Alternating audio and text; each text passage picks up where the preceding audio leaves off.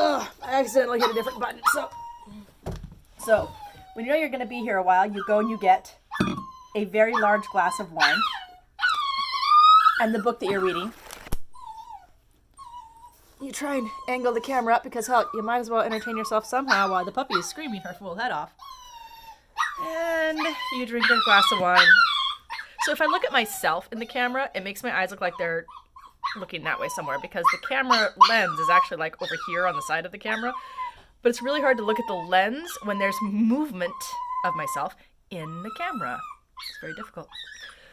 So earlier I came home and the puppy was screaming her full head off and I squirted her with a squirt bottle and it worked eventually, but she had to get a lot wetter than I would like. It had to be really negative as opposed to really distractive. I realize distractive is not a word, but work with me here. So before I opened the bedroom door, I waited until she wasn't quiet, but she was quieter.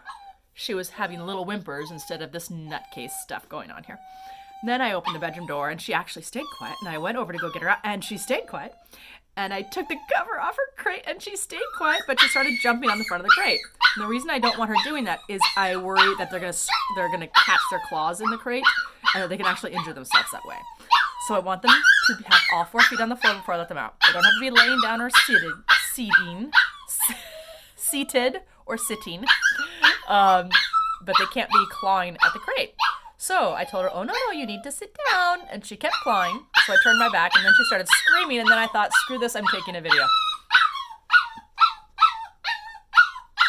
There she is. Still screaming. So if I look at her and I talk to her, then it rewards the behavior. And she's going to feel like, oh, I'm totally willing to throw a fit. And also she's going to start saying, in order to get somebody to let me out, all I have to do is throw a huge fit first. And then it starts earlier and gets much worse. So I don't want to reward the behavior, even by giving her any attention. So I'm going to sit down on the floor with my back to her. She is a puppy, so this lets her know that she's not been abandoned. It's okay. She'll survive. Oh, and now she's being quieter. She's not being quiet, but it's improvement. So this is the drinking game. I'm going to take a glass of wine. And unfortunately, she got louder. I could count to 3. If she's quieter for the count of 3, I can go closer to her. And I'm going to go as close as I can, as long as she doesn't get louder again. Or I can take a sip of wine.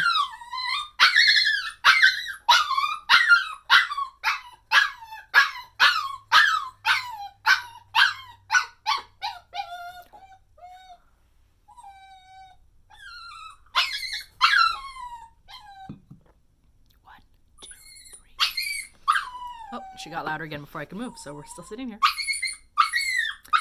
I started this video, well, the last video, at 10:36. I looked. We'll find out how long this takes.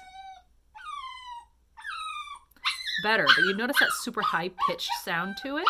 It tells me that she's still escalating upwards instead of escalating downwards. That high-pitched sound goes away a little bit when they're escalating downwards.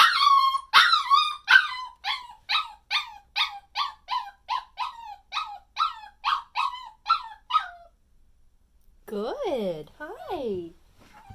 And now I've even looked at her. Hello, little one. Oh, get that paw off. Yeah, good job. Oh, no. Nope. Doc, don't drink my wine. Good boy. Doc is very carefully going around the wine. One of the first things my dogs learn. Oh, now she's really screaming again. Probably because she doesn't like it when I give attention to anybody but her. Hi, Doodlebug. Pretty sure he just wants to go eat the kibble she kicked out of her crate anyway, but I'll pretend like he's here for loving reasons.